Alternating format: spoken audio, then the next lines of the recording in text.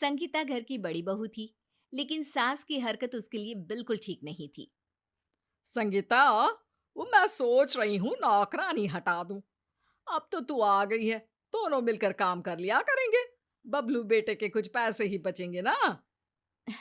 हाँ हाँ माँ जी, क्यों नहीं, बिल्कुल। अगले दिन। अरे संगीता, मैं जरा मंदिर जा रही हूँ, आकर नाश्ता करूंगी। ठीक है माँ जी। संगीता किचन में जाती है तो याद आता है कि ये सारे गंदे बर्तन उसको ही साफ करने हैं, क्योंकि अब तो कोई नौकरानी नहीं आएगी। वो घड़ी देखती है। ओहो, माँ जी तो आधे घंटे में आ जाएंगी। कैसे करूं? ऐसा करती हूँ, जरूरी बर्तन अभी धो लेती हूँ, बाकी सासू माँ नाश्ता करके धो देंगी। बोल तो रही थी कि मिलजुल कर लेंगे। तभी सास की एंट्री हो जाती है। अरे बहू, बहुत भूख लग रही है, नाश्ता तैयार है ना? जी माँ जी। तभी संगीता का देवर आ जाता है। भाभी, नाश्ता दे दो ना, ऑफिस जाना है। हाँ भैया, बैठिए ना।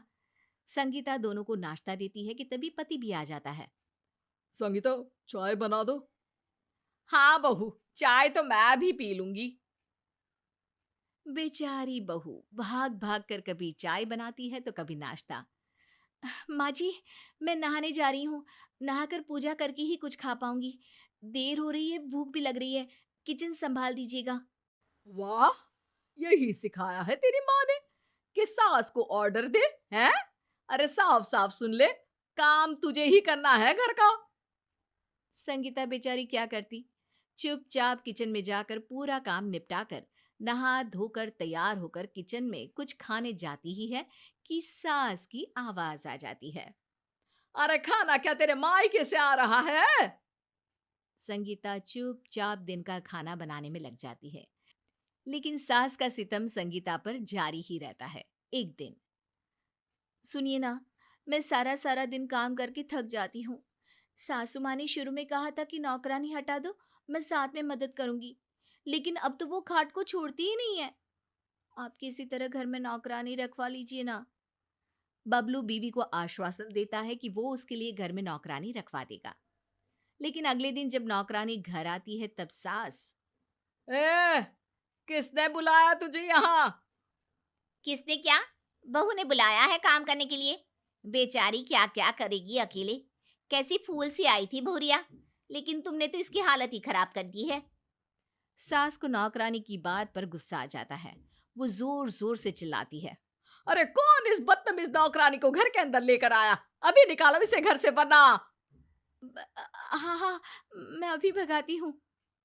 बहू रानी, इतना भी ना दब इस जालिम से। हाँ। निकालो इसे। सास का पारा सातवीं आसमान में होता है। रात को जब बबलू ऑफिस से घर आता है। माँ, ये एक रिश्ता छोटे भाई डब्बू के लिए आया है। लड़की का नाम सीमा है, बहुत होशियार और समझदार है। सास संगीता की तरफ देखती है। हाँ हाँ, करवा दे शादी। इस बेवकूफ के बस की नहीं, अब घर देखना। छोटी आएगी तब इसकी अकल ठिकाने लगाएगी। संगीता कुछ नहीं कहती, लेकिन सास के दिमाग में नई खुराफात घर कर लेती है। अगली सुबह। हाय रे, जल गई। इस संगीता ने तो मुझे जान से मारने की साजिश कर डाली। अरे क्या हुआ माँ? क्या हुआ माँ जी? अरे माँ जी की बच्ची, नहाने का पानी इतना गर्म था कि मैं जल ही गई। लेकिन मैंने तो पानी गर्म किया ही नहीं। अरे झूठ बोलने में तो तू कमाल की है। वैसे भी अगले महीने डब्बू की शादी होते ही तुम दोनों अपना ठिकाना कहीं और ढूंढ लेना।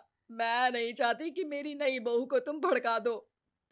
अरे, ये क्या बोल रही हो माँ? हम कहाँ जाएंगे? अरे जहां मर्जी जाओ। और बहू सुन, जाकर जरा गर्मा गर्म कचौड़ी बनाकर ला, और अदरक वाली चाय भी मेरे लिए लेकर आना साथ में। संगीता चुपचाप सास की हर डिमांड को पूरा करती।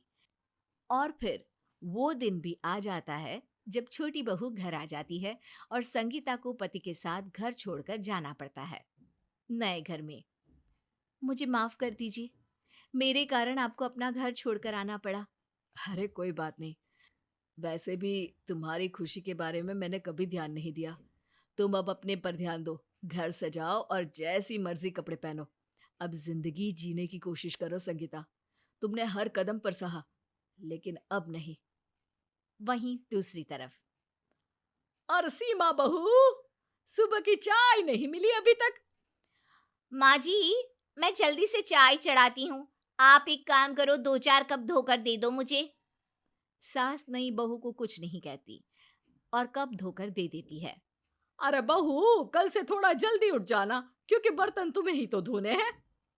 ठीक है माँ जी, कोई बात नहीं, लेकिन आप भी ना जरा जल्दी उठकर नाश्ते और चाय का इंतजाम कर लीजिएगा। वो क्या है, मैं ज्यादा देर भूखी नहीं रह सकती। अरे वाह वाह वाह, यही सिखाया है तेरी माँ ने। ए औरत, मेरी माँ का नाम ना ले। मेरी माँ ने मुझे पढ़ाया लिखाया है। जितना तुम्हारा बेटा कमाता है उतना ही कमाना सिखाया है। और हाँ, कल से मैं नौकरी करूंगी। घर के काम के लिए यहाँ नौकरानी होगी। फिर क्या, वही नौकरानी की एंट्री घर में दोबारा हो जाती है। आय हाय अम्मा जी, ये क्या? ये बहू रानी तो थोड़ी टेढ़ी निकली। संगीता बहू तो हर बात पत्थर की लकीर की तरह मानती थी। अरे चुप रह, क्या बकवास कर रही है? इसे भी मैं सीधा कर दूंगी। अरे बहू, जरा कचौड़ी बनाकर ला और साथ में अदरक वाली चाय। अब जब सारा काम नौकरानी करेगी तो तू क्या सारा दिन ये सीरियल देखेगी? ना माँ जी ना, सीरियल क्यों, फोन पर गेम भी तो खेलने होते हैं ना। अच्छा, क्या चाहिए था आपको? कचौड़ी? अरे मैं क्या कोई कल्लू हलवाई हूँ जो कचौड़ी पकौड़ी मुंगोड़ी बनाऊं? हैं? दाल और चाय बनानी आती है मुझे। आटा गूंद दूंगी, रोटी भी आपको ही बनाना होगा। और हाँ, चाय बनाओ तो 1 कप मेरे कमरे में दे देना। याद रखना, चीनी कम लेती हूँ मैं। सास मुंह नीचे करके किचन में जाती है तो सामने संगीता खड़ी दिखती है। सास की आंखों में पानी भर जाता है। संगीता बेटा, अच्छा हुआ तू आ गई। देख रही है तेरी सास की क्या हालत कर रखी है इस लड़की ने। अरे बेटा, सुबह से कुछ खाया नहीं है, जरा 1 कप चाय तो बना दे।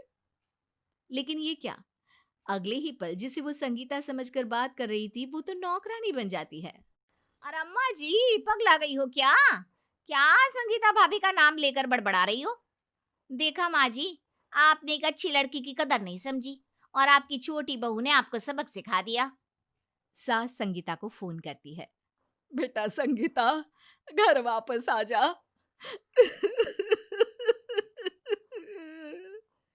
अरे माँ जी, आप रो क्यों रही हैं? मैं शाम को इनसे बात करती हूँ और हम लोग कल से आपके पास ही रहेंगे। लेकिन बबलू घर वापस जाने से इनकार कर देता है। नहीं, मैं अब तुम्हें और परेशान होता नहीं देख सकता। पहले तो तुम्हें सिर्फ माँ का करना पड़ता था, लेकिन अब तो छोटी देवरानी का भी करना पड़ेगा। मैं घर वापस कभी नहीं जाऊंगा।